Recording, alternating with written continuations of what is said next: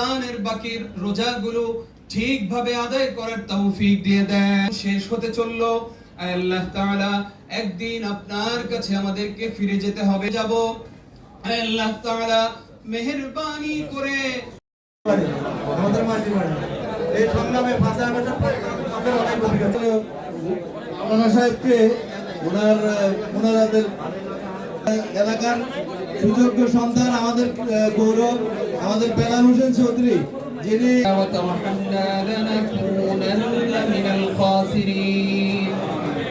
ربنا ظلمنا الخاسرين آمين رب ارحمهما كما রব্বুল আলামিন নোয়াখালী জেলা সমিতি ঢাকার উদ্যোগে আজকের এই ইফতার ও দোয়া মাহফিলে অনিচ্ছায় গোপনে প্রকাশ্যে শিরক বিদআত যত গুনাহ হয়ে গেছে, দয়া করে মায়া করে আপনি আমাদের গুনাহগুলো রমজানের খাতিরে মাফ করে দেন। এখানে এমন অনেক মানুষ আছেন যারা মাজলুম, আল্লাহ তাআলা করা হয়েছিল এই মানুষগুলোকে আল্লাহ তাআলা ইফতারের এই পূর্ব মুহূর্তে এবং আখিরাতে আপনি সম্মানিত মানুষদের অন্তর্ভুক্ত করে হাত তুলেছি। আমাদের মনে অনেক দুঃখ, অনেক বেদনা। মেহেকের বাবা মা আত্মীয় স্বজন আজকে অন্ধকার কবরে। রব্বে কারীম এই রমজানে আমাদেরকে সহ আমাদের রব্বুল আলামিন আমরা যারা হাত তুলেছি আমাদের অনেকের আত্মীয় অবস্থায় আমরা এটাই হচ্ছে রমজান আমাদেরকে শেখায়। রমজান আমাদেরকে আমি আমার চোখ দিয়ে আমি আমার পা দিয়ে খাবো, একটু ভাতের যে কষ্ট রমজান আমাদেরকে সেটাই শিক্ষা দেয়। আল্লাহ রাব্বুল আলামিন আজকে এই জায়গায় এসেছে। এক সময় নোয়াখালীর মানুষদের গভর্নমেন্ট হাই স্কুলের ছাত্র বিভিন্ন বই, তখন আমরা সেই সাইডে আমাদের নোয়াখালীর মানুষ অনেক ঠিক করে আমাদের সেই আজার ভাই লুক এট মি, আজার ভাই লুক এট মি। তাদের নেতা মানিকের লাভ নেই, মানিক সরকারের আজকে যারা এটা নোয়াখালীর আমাদের পূর্বসূরীরা এখানে নিয়ে এসেছেন।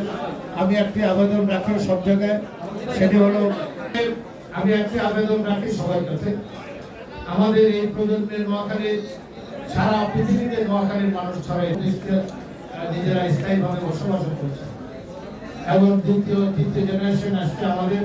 তা আমরা আমাদের জেনারেশনের কাছে, আমার ছেলে মেয়ের কাছে আমরা বলে যাব একটা আবেদন, আমি পৃথিবীর যে প্রান্তে মৃত্যুবরণ করি না কেন আমার লাশটা যেন আমার বাবার বা মায়ের কবরের পাশে দাফন করা হয় আমার গ্রামে। তাহলে মাটির সাথে শিকড়ের সাথে একটা সম্পর্ক থাকবে।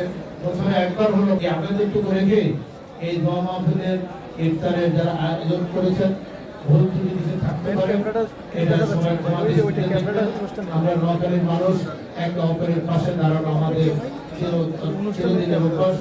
আমরা এইটা জেলার মধ্যে নেই। আমরা যারা হাত তুলেছি একদিন আপনার কাছে চলে যেতে হবে। নোয়াখালী জেলা সমিতি যত ভালো কাজ করেছে এই পর্যন্ত সকল ভালো কাজগুলো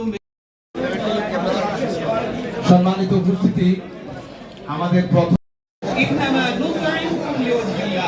যারা দান করে আপনি ক্ষমতা দিয়ে আমাদেরকে যোগ্য করে তুলে দেন। এমন উপযুক্ত সন্তান আছে চাকরির ব্যবস্থা করে দেন, যারা ছেড়ে দেন।